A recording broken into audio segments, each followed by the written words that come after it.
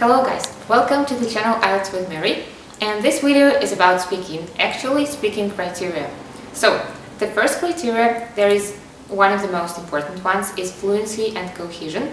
In this criteria, the examiners will assess you on how fluent your speech is. It doesn't have any pauses, or you don't make any hesitation, you don't pronounce some sentences too long or too short, and etc. Speaking of cohesion, this is how logically you connect your speech, how well you use the linking devices, how well you communicate the idea throughout the speech itself.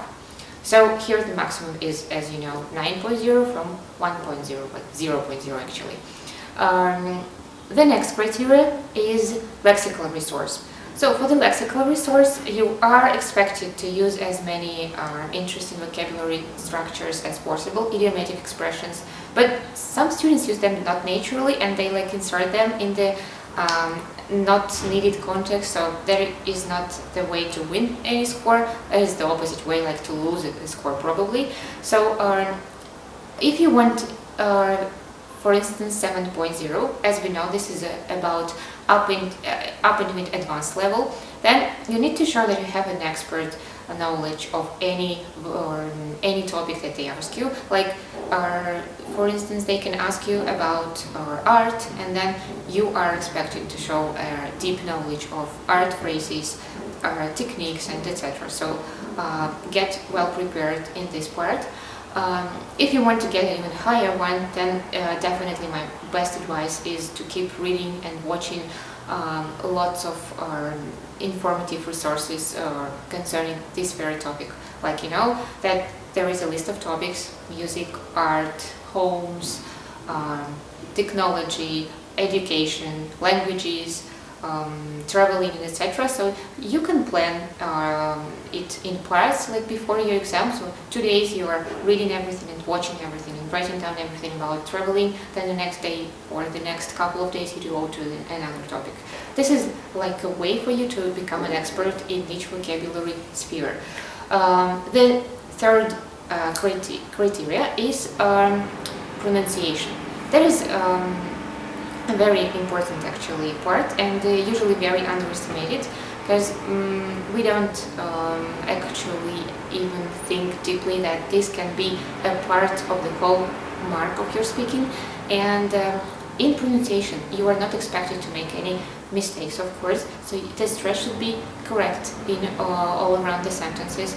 Your intonation should be used very, very professionally, so that you know where you should rise, you know where the intonation should fall down.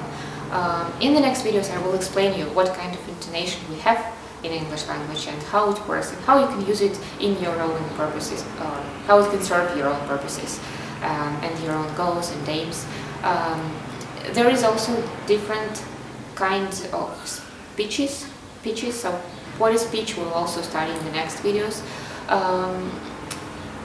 The last but not least in pronunciation part is how the vowels and the sounds and the consonants generally connect with each other. For instance, if the word finishes with the consonant like and the next word starts with a vowel like o, we do connect them. For instance, apple, your apple. You don't say your apple, we say your apple. These kind of connective features are also estimated during your speech. And the very, very last, fourth criteria, this is grammatical range and accuracy. And this criteria is the same as in our writing part, and the advice would be the same probably as in the writing part, is to use more complex structures. What is considered a complex structure? This is definitely conditional clauses, and more preferably if you can use second conditional, third conditional, or even mixed conditionals if you are aiming at the advanced level, somewhere closer to 8.0.